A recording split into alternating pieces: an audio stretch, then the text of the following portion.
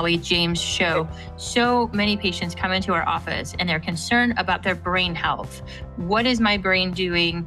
Am I at risk for having some of these issues that I've seen in my family members? They're concerned about proceeding to dementia, or they start to forget a little bit here and there and wonder, is this the first sign? Up until now, we have not had a solution for that. But if you've ever wanted to test your brain, you need to stay tuned for today's episode. I'm happy to introduce Dr. Mark Tommerdahl, who is going to explain how you can actually check your brain painlessly and easily in the office. So, Mark, welcome to the show. Hey, thank you for having me. Yes, explain to people a little bit. Now, you are a researcher by nature. So give us a bit of background into how you ended up where we're going today. So I recently retired as a professor from University of North Carolina. I was there for over 44 years. And the bulk of that time, I was studying how the brain worked. And not just how the brain worked, but how to measure it without sticking electrodes in your brain, without doing anything too drastic, and how to do it inexpensively, to be quite frank. That was our goal, our goal was to make an affordable, easy to use device that people could track their brain health. And so that's basically what we've been doing for the last 10, 20 years. All this was started off with animal research. And then what we've learned from animal brains, we translated to doing in human brains, again, non-invasively. So, and basically what we do is we vibrate fingertips and ask questions. We cause interactions in the brain, and those interactions are well known to be related to brain health. Very cool. So, and that's where we're headed next. I've told my patients as we're bringing this on, like, it looks like a computer game. It kind of feels like a computer game. So can you explain how you took all that research and put it into what looks like a computer mouse? Yeah. Well, basically the brain gauge is a lab in a mouse. And that's, it's lost 100 pounds in 20 years. So we started off in the animal labs. What we were doing was looking at what we call dynamic interactions. In other words, when you vibrate something on the skin, you get some activation in the brain. Now, that's really not that interesting, okay? I mean, it is, but what's really interesting is how those patterns change. And those patterns change in a really systematic way. And it's related to things like how well do you adapt to your environment? And how well do you change your focus? How well is your attention? And basically what we're looking at is a network response. And the entire brain is a network that responds to specific stimuli and specific patterns of stimuli. Those stimuli is what we deliver to the skin. And so what we did was we saw things that were really repeatable in the animal brains unless something happened. Unless there was some kind of insult, some kind of injury, some kind of pharmaceutical insult, something that mimics, basically, deterioration of the brain, similar to like dementia, which is deterioration of the brain. And the way we did that was we delivered the exact same stimuli to the skin on humans, asked the right questions, really easy questions. I mean, the stimuli or vibrations that we deliver are a little bit complex sometimes, but the questions we ask are really simple, like which one's bigger, which one came first, which one lasted longer. And then we don't do this anymore because we don't need to, but 20 years ago, our very first study was to compare delivering those same stimuli to animals and looking in the brains of animals and delivering the same stimuli to humans. And the measures that we got from humans, which were all basically what's called perceptual and what they felt and how well they did on those measures, that court had a 98% correlation with what was going on in the animal's brain. So what we found was like, okay, what happens in terms of what you perceive does have impacted by what you feel on the skin. And it has a direct correlation with brain function. And so that's sort of how we translate it. That's called translational science, where you translate what you learn in the lab what you've learned, what you apply humans. It's called a bench to bedside translation, where you start in the lab, study animals where you can do things invasively and then translate it to something that's not invasive and is really easy to do. So the kinds of tests we do are really a little bit like for it, we deliver vibrations to the fingertips, but the questions we ask are parallel another sensory perception test that most people are very familiar with, which is reading an eye chart. Starts out really, really easy, and then it gets hard after a while. So, that's basically what we do. Yeah. So one of the things I've always been taught is it takes about 17 years for something to go from the bench to clinical medicine, for us actually to use it. So for anyone out there who's saying we need more research, we actually just need more application of what we know in the office faster. But explain. So what I'm so excited about is we're actually going to be able to use this. It sounds like we're one of the earliest clinics in the country to use this to assess patients. So can you explain who you've been assessing up until now and why the shift? Well, okay, so when we first started making these measures, and the first thing they did once we started making those initial measures and having success with them, this was 20 years ago, rather than just saying, okay, we're going to start studying every single neurological group, what we did was we started building a research network. So a lot of people got very excited about the fact that we built the world's first portable tactile stimulator, which at that time weighed about 15 or 20 pounds. So that was 15 years ago. And once we did that, other people said, oh, we want to study these disorders. Like we started studying pain, chronic pain, different types of pain, migraine, fibromyalgia, TMJD. And then we also started studying autism, alcoholism, and a few other disorders. And then we launched into concussion. But other people started working with us. And so around the globe, we were working on things, neurodegenerative disorders, things like Parkinson's and aging dementias, neurodevelopmental disorders, that includes autism, ADHD, OCD, Tourette's, pharmaceutical changes that are manifested by taking drugs. I mean, the first drug that we studied was cough syrup. So a single dose of dextromethorphan, which targets a very specific place in your brain. It doesn't target your brain on purpose. It just happens to do that because it's very effective at stopping coughs, but it also makes you feel loopy. That loopy feeling you get is actually a loss of plasticity, and we can actually measure that.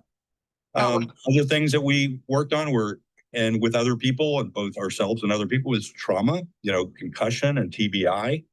More recently, we've been studying subthreshold concussion. In other words, you take special forces guys and put them and have them handle heavy artillery and test them before and after, and you can see the effects of heavy artillery. It doesn't cause a concussion. It causes a subthreshold response. So it will have an impact, but the reason we study it is, okay, what's the recovery time and when is it safe to handle heavy artillery again? So we've handled just about every neurological disorder or issue, or been involved in just about every issue that I know of. And we've been making gains and working with a lot of different clinicians, and it's slowly growing. Very cool. So one of the things out of the neurologic space that I've always heard or been subject to outside of minor TBIs, everything beyond that, we assess it, but then that maybe you have a degenerative issue, but there's not a lot that makes it better. So where does brain gauge fit into that? Do I want to know that my hardwiring of my brain is a problem and I can't do anything to fix it? So I forget to mention this because we were talking about where did it come from and the roots of this. The roots of this were basically it's an assessment. And the reason, let me go back to that a little bit. The reason the brain gauge works so well at assessing things is because it targets functional building blocks of brain function. Now, that's different from the way most people assess brain function. Mm-hmm. Most people, when a patient walks in the door, they say, how do you feel today? Oh, I feel fine. Now let's think about dementia. from one day to the next, there's not much change. And you slowly degrade over time. And you're just like, oh, how do I compare today versus 5 years ago? Well, you don't know. I mean, it's really slow. We call that the boiling frog syndrome. You throw a frog in a pot of cold water, it's perfectly happy, but you can slowly turn up the heat until that frog boils to death. And so there are self-reports or things that rely on self-report and just about every neurological issue, TBI included, TBI, pain, autism, all of them have some kind of reporting that people do that are symptom-based. And that's from the top down. Cognitive and executive function and language, even language is involved in all these things in determining it. And that's why they, quite frankly, don't work very well in making those assessments. So we target those functional building blocks. Now, back to the question of what can we do about the brain? Well, when you have, first of all, two answers. One, you find out, well, if you make these measures accurately and objectively, you can see which treatments are going to work, what's going to help. And there's a lot of electroceuticals, a lot of oxygen therapies, a lot of different treatments that really have helped people with PCS. And we've been involved in studies that are post-concussive symptoms. And we've been a lot of studies that have shown that these treatments are very effective. But again, since we target those functional building blocks, we can flip the measurements on the head. In other words, what we're doing is we're having somebody, let's say if you want to assess somebody's physical fitness, well, you have them come to the gym and you have them lift weights or you have them walk on a treadmill or run on a treadmill. Well, we did the same thing, but we flipped it on its head and we said, okay, now let's take these people back to the gym and have a brain gauge gym where they can actually exercise. And so we first started doing this, we thought this would help complement treatments, especially treatments that there's a lot of very effective treatments out there now that are effective because they take advantage of the brain's ability to heal itself. Those treatments are basically in some cases, rebooting the brain and then just putting the brain in a place where it's, it can start regrowing connections that are better, that are healthier. Brain gauge is actually like, we have a brain gauge gym that can actually promote that healthy connectivity and promote, basically take the brain to physical therapy and exercise. And those exercises are actually, in some cases, by itself, helping people improve their brain function. We've seen it with dementia, people with memory loss, dyslexia. And last week, I even heard about depression. And so, we're just starting to get results in from a depression study that they did, they did a study where they were using one type of electroceutical, they're doing brain training by itself, and then they're doing the two combined. And it is clear that brain training does help. So I find that really interesting. So all the studies that we're seeing and that are starting to come in, and we've seen a lot of case studies that seem that, brain training does help. And there are certain scores. If you can keep your brain gauge scores at a certain level, if you can keep them optimized, then it's pretty clear you don't have dementia, because people with dementia don't score very well. To me, that's fascinating. And I feel like some of the neurosciences get so complicated and so complex to understand that people and like patients and clinicians just say, I don't want to deal with it. Yeah. And to me, this really makes it understandable and accessible in a way that, hey, I can measure it and I can do something about it. Yeah, I was one of those neuroscientists because I really go down the geek rabbit hole a lot. And early on, I was, we were researchers but what we did was we took a very successful research tool and converted it to something that was very user friendly. It's very easy to use, and the results are very easy to interpret. So yeah, do you by any chance have a brain gauge within reach or a copy of the report? I always have a brain gauge within reach, and this is our lab and a mouse, and these two little buttons here are basically the probe tips that vibrate your fingers, but they're also a response device. And so the brain gauge delivers stimuli and you respond on the brain gauge. So all the calculations are done inside the brain gauge itself. And that's very important because A lot of people don't realize this because they pay a lot for their computers and their cell phones and their tablets. Those computers and cell phones and tablets, I'm sorry to say, are not laboratory equipment. That's why you need a lab and a mouse.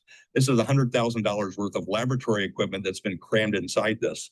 And the reason it's low cost is because the Office of Naval Research paid for that development and paid for that because they said, we want something where we can track service members from the time they enlist to the time they retire and beyond, but basically the accuracy that you get from that laboratory is, basically 1,000 times more accurate than what you get using your computer to make those same measurements. If I would use this mouse, that is 1,000 times more accurate than trying to do a brain game with this. That's right. I'll give you an example. A colleague of mine was approached by a salesman. I won't say a salesman from who was selling a product that measures reaction time. And he told her, well, reaction time is 600 milliseconds. Now, if you go into the literature, people were collecting reaction time back in the 1850s. Very clever. I mean, they did, but they figured out ways to do it with chronographs and things like that. And they had 1 millisecond accuracy. Our accuracy, by the way, is 0.3 milliseconds. And from 1850 until, today, with the brain gauge today, if you look at all the literature and all the methods that are accurate, that are laboratory based, reaction time is around 200 milliseconds. The average reaction time now is drifting between 600, 700, 800 milliseconds in some of these papers that are published. And we actually published this a few years ago. And what we did was we did a robotic study of all these different systems. So there's no humans involved doing the testing. We had robotics do the test and found out, guess what? Using your phone adds 600 milliseconds. Using your little mouse that you just held up and the laptop, that's going to add a couple of hundred. So wouldn't you rather have a reaction time that's 200 milliseconds rather than 400, 500, 600? And the other thing is it's very variable. You can use the same computer system that's not a lab and measure your reaction time. And then you can come back to that 5 minutes later and measure it again. And it can be 20% different, huge difference. And that 20 or 30% difference is the difference between having dementia and not having dementia. So I'm going to say that in a non-researcher, but way back to make sure I understand. So if using the brain gauge, I'm actually using neurologic assessment and I'm actually getting a measurement of my response time. Correct. Where if I'm putting it through computer equipment, it's really the response time of the computer equipment because that's slower than humans. Exactly. And if anybody's ever opened up something and said, wait for updates, every time you get an update, it slows it down. Got it. Okay. So I think that's really important to understand because one of the things, I'm in the integrative space. So we get dinged all the time for, is this robust science and has this been validated? And, it's not true sciencey. This is about as validated as you get when you introduce. Yeah, 140 plus publications. And I tried to, yesterday or day before, I was starting to look, let's see how many we actually have. Okay. And the honest answer, I don't know, because people don't, there's a lot of researchers using this and they also don't write, when they use it, they don't describe it as using the brain gauge. They just describe it as doing somatosensory testing. So, anyway, but we sold the device to them and we know how they got the data because we can see the data that they collected. But anyway, Got it.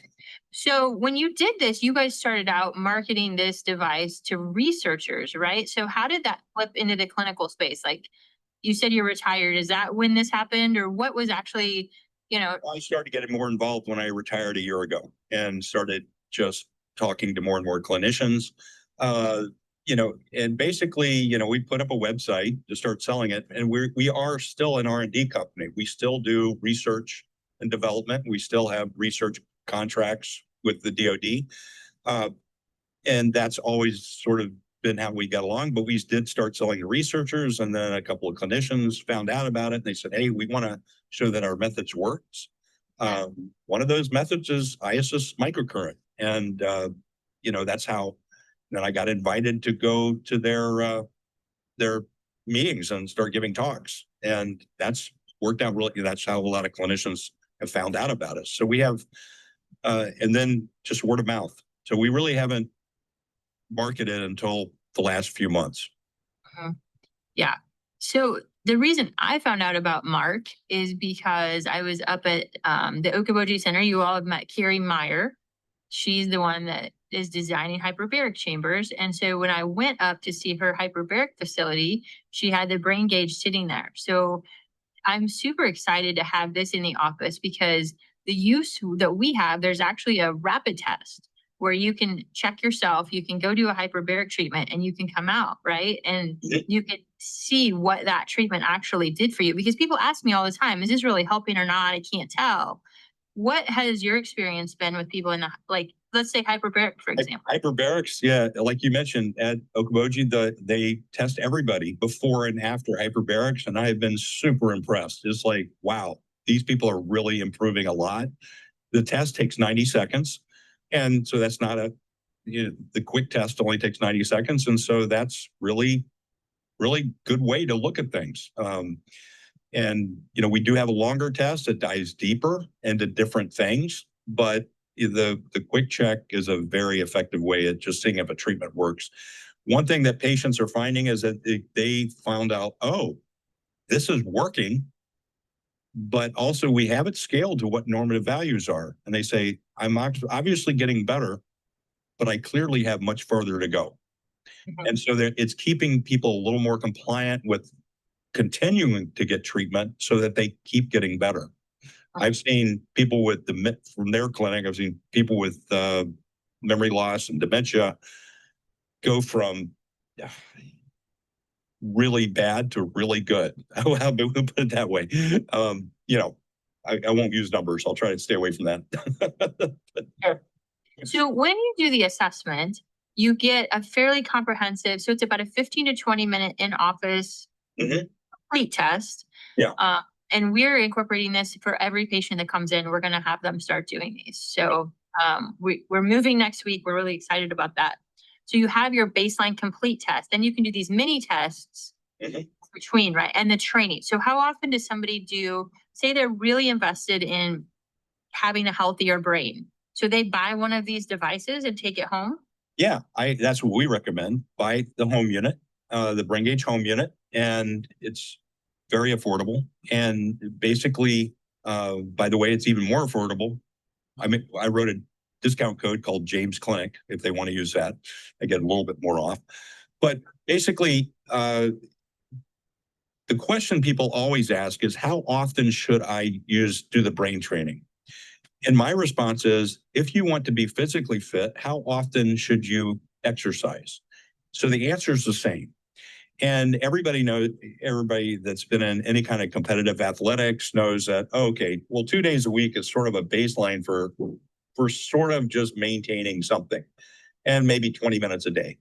That's sort of what American Heart Association said in the 1970s or 80s, 2 days a week, 20 minutes a day. But, that's really, and if you do 2 days a week, it does make a difference. But the difference between 2 days and 3 days is huge. I mean, that's what we're saying. People that work out 3 days a week have a huge, huge improvement. Each day after that, there is improvement, but the additional improvements aren't quite as big a leap as you go from 2 to 3 days. So it's not that big an investment. It's also in terms of time, and it's something you can actually do while you're doing something else, while you're talking to people, or while I do it while I'm in meetings that I'm supposed to be paying attention to, but I can actually pay attention to meetings and do the brain training at the same time. Yeah. Okay. Very good. We don't recommend that at home, but if you'd like to multitask during your meetings at work.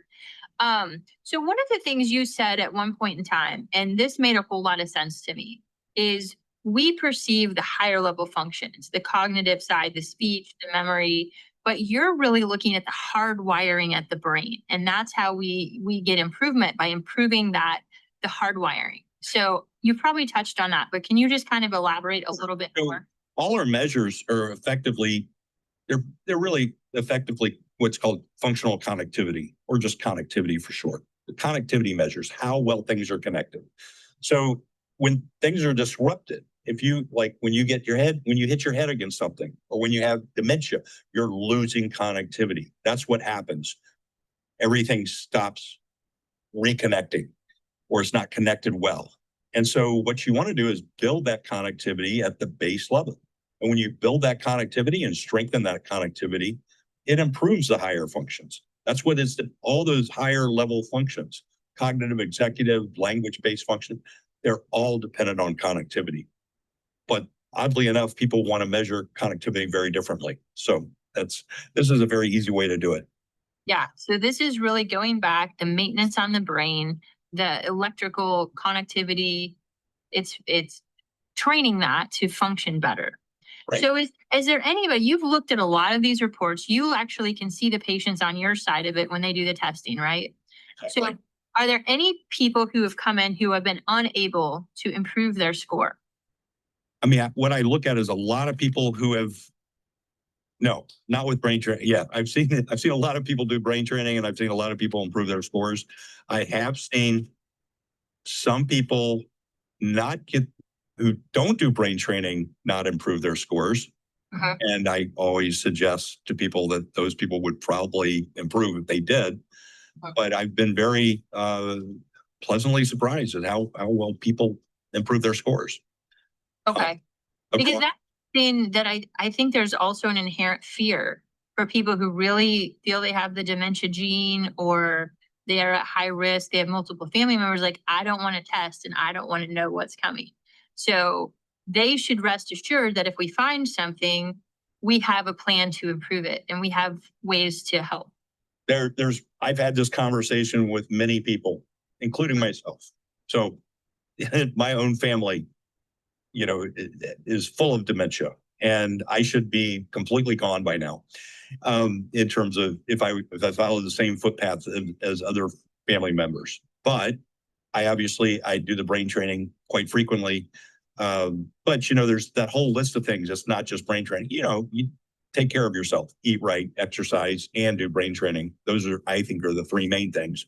But I've had this conversation with a lot of people. They are afraid that they're going to go down that path. And I've seen people with, worry about, they had parents with Parkinson's, and they start to get tremors, and then they start brain training and the tremors go away. That's not, you can't set up a study to prove that, because what you did was you just got rid of something. Huh. Or, people that had memory loss, and they started brain training and their memory loss reversed. Was that a coincidence? No, I don't know. I mean, and we've seen people, who were getting combinations of treatments of hyperbarics and brain training get impressively much better. And I think, using the brain training either as a complement or by itself looks to be extremely effective. I speak very conservatively because I'm a scientist, and so I don't just make claims. And I've been studying this for 40 years. I'm putting you on the spot because patients want to know, right? They want to know, and they want to know reasonably. And I'm conservative as well when I make a claim on a treatment or what I think it can do. But this to me is so powerful. Patients need to know so that they know that there's a tool out there that can help them. Reaction time is a great example. Okay. And so I mentioned, we've got 175 years of reaction time being 200 milliseconds in the literature. Okay. 200 milliseconds, 175 years. When people use a laboratory-based method, brain gauge is one of those. However, we see now when we use the brain gauge, we go back to the literature and say, okay, use the laboratory-based method. We see no one with dementia who has a reaction time better than 300 milliseconds, and that's very conservative. It's usually 400 or higher. Uh-huh. Now, when we see people that do brain training and start off at 400 or 500 milliseconds, and they're starting to have memory loss, and then they start maintaining their reaction time at 200, that's pretty good.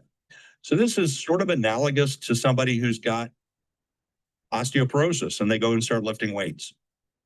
Lifting weights does help them. So they start lifting weights and they get stronger, and that offsets it. This is called cognitive reserve. Physical reserve is when you exercise a lot and when you know that there are people that are in really good shape, They don't get sick as often. Cognitive reserve is the exact same thing. When you exercise your brain in a certain way, especially when you exercise connectivity, functional connectivity that we're talking about, that will also help maintain brain health. Now, I'll just give you an example. My own example from observations of physical reserve is I used to do triathlon, so I trained like a crazy person.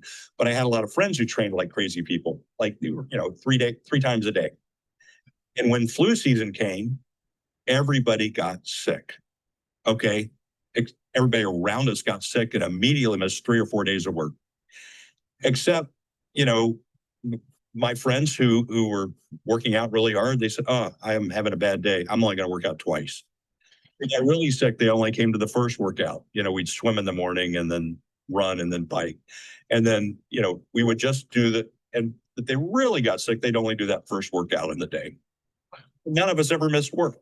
And so even during the worst flu seasons. And so that is a definition of physical reserve, is that you stay in really good shape and you can handle the downtimes. You stay in good brain, keep your brain in good shape. It also is you're going to recover from injuries faster, and you'll offset and build that cognitive reserve. Now, that's one thing that is in the literature, is building cognitive reserve will offset dementia. And that's very well documented. So let's go through, there's a list of different conditions that you've mentioned. And, when families are out there and they're desperate or, we need to see improvement, I kind of want to know, like, kids or adults on the autism spectrum, is there room for brain gauge to help them? And what has been the experience and how? So I've only got 2 case studies of autism. One is where this is somebody who is at Okoboji Wellness Clinic, and he'd been getting a couple of different treatments. He'd been doing hyperbarics and microcurrent neurofeedback for a year and a half. And then he started brain training, and he had a huge neurological shift, huge positive shift shortly after he started brain training. So his combination of those treatments and the brain training really, really seemed to help improve him. And he's 33 and he's doing very well. He's not driving yet, but he may start driving someday. The other case is a 28-year-old male who only did brain training. Now, that's a huge improvement. And those are the only 2 case studies in autism. Autism is sort of in the neurological world, autism is a poster child for disconnectivity, poor connectivity. That's what autism is. So it does make sense that doing connectivity exercises would help. Now, of course, autism IQ ranges from 50 to 150. So, somebody who can't, and what we found when we were first doing research is that 70, 80, IQ of 70, 80 is sort of no man's land. It's like we had people with IQ of 70 that could do the brain gauge, people of IQ of 80 who could not. It was kind of a gray zone in there. But I think above that, it wouldn't hurt. We've seen pretty positive success with ADHD, which is another developmental disorder. So in terms of, obviously the ability to focus or pay attention is an issue with ADHD. And by the way, the quick check, one of the specific scores you get on the 90-second test is how well somebody can focus or attend. So, yeah, I don't want to make too many claims with 2 case studies, but we've done a lot of assessment studies, many, many papers on assessing autism, and we understand, what the differences is in assessment with autism, which sort of says, okay, if they're having problems with these measures, then these are the exercises we think they should do. It turns out in the 2 case studies that turns out to be true. Okay. What about, the student athlete that's out there playing football or riding their bike, bumps their head, the mild concussion? Is there room for this to improve at that level? Absolutely. I mean, 15 years ago, we were looking at, what didn't, we were tracking concussion, looking also, okay, what actually helps people with concussion recovery. And one of the things was light exercise.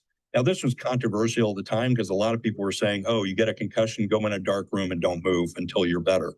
But with a mild concussion, you want to say, okay, let's do some mild exercise. What's more mild than, using a brain gauge? It's a sensory motor exercise. Technically, it's sensory motor exercise equipment.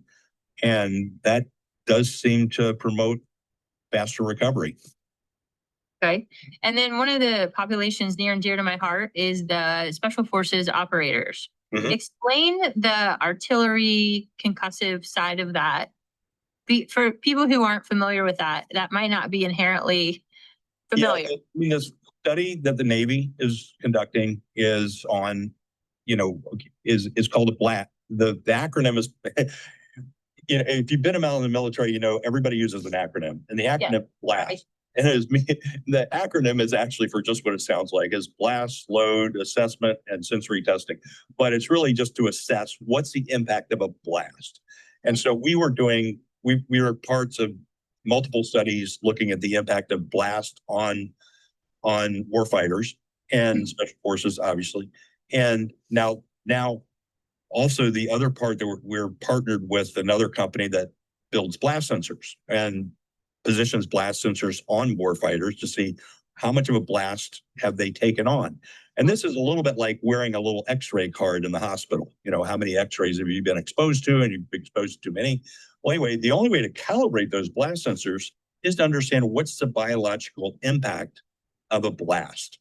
And so these guys, the studies that we're doing involve sub-threshold blast exposure. In other words, blast exposure, force or exposure to some force that does not cause permanent injury. And so these guys handle heavy artillery on the firing range.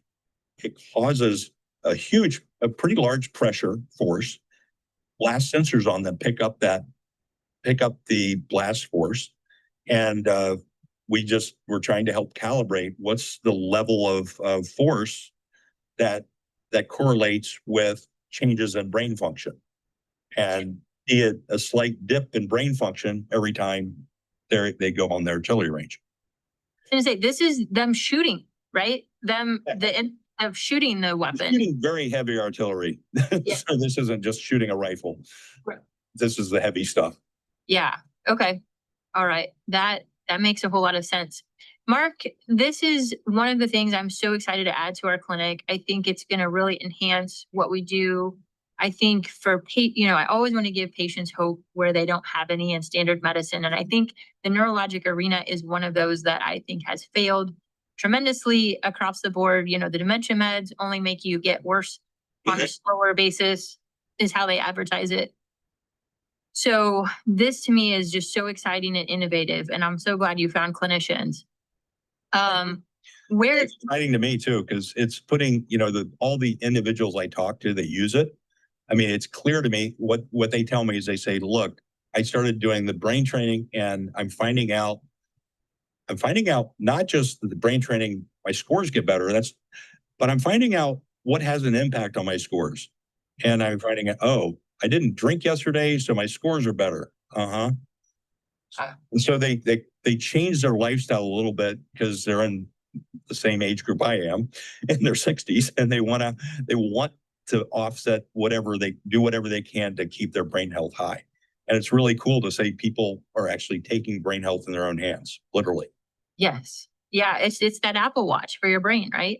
Yep, exactly. So I love that. What are some of the surprising treatments that have more impact than you would have thought without the brain gauge? Is there anything that's really risen to the top and surprised you over the years of research? I mean, the treatments that they're doing at Okoboji, that they're all, the hyperbarics plus the microcurrent neurofeedback, those are really, really good. Some work better than others in different situations. And that's what we're just trying to get a handle on. It's like, but that's the whole point in measuring. Okay. And everybody's different. Every single patient. And that's what everybody needs to realize. Everybody's different. Every patient that walks in your door is going to they have a different brain health history. They have different attitudes. They have different things that are going to improve them. And that's what's really kind of fascinating. And, learning, trying to get a handle on who gets better with which treatment is what's always interesting. But I've been very impressed with electroceuticals like pulsed electromagnetic field, TDCS, again, IS is microcurrent, neurofeedback, sometimes lens. We have a few people using that, and neurofeedback in general. Those are the things I see that all seem to have a positive impact. Very cool. Where can people follow you? Where can they learn more about the brain gauge? And what you just type in brain gauge, not brain gauge. Our website will pop up, corticalmetrics.com.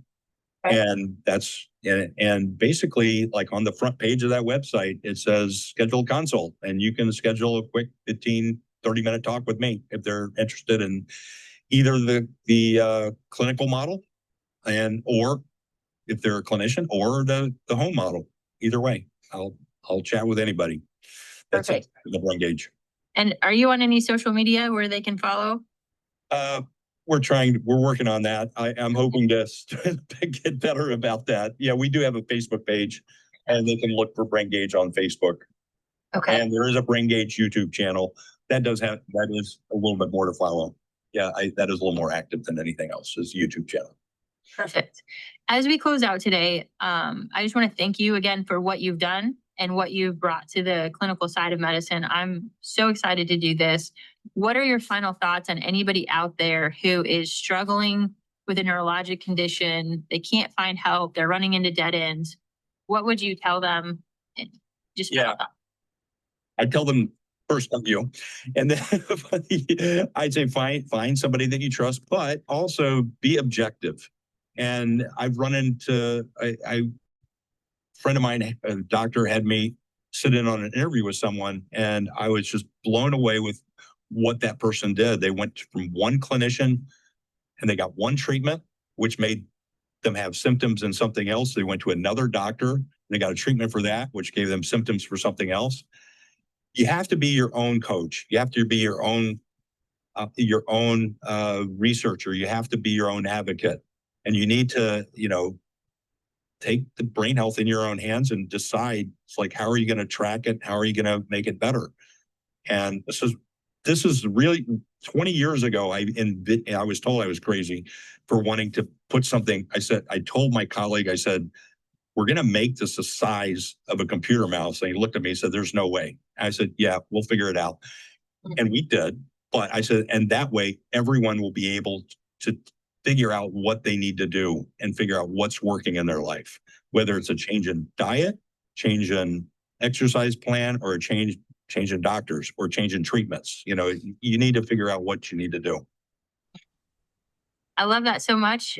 Thank you for spending time explaining this. We can't wait till it goes mainstream, and we want to help you get it there. So thank you. I appreciate that. Appreciate you hosting me today. Absolutely. We'll have you back. All right, guys. That's it for today. Can I just ask one really quick question? Yeah. How long is the training that they're talking about doing 2 to 3 times a week? How long does that take in clinic if they do it in clinic? The brain training? Mm-hmm. Gina, I think it depends a little bit on the person, because how quick you click is how fast it goes through the training. Oh, okay. So when I went through it, I think it was like 12 or 13 minutes. It was under 15 minutes.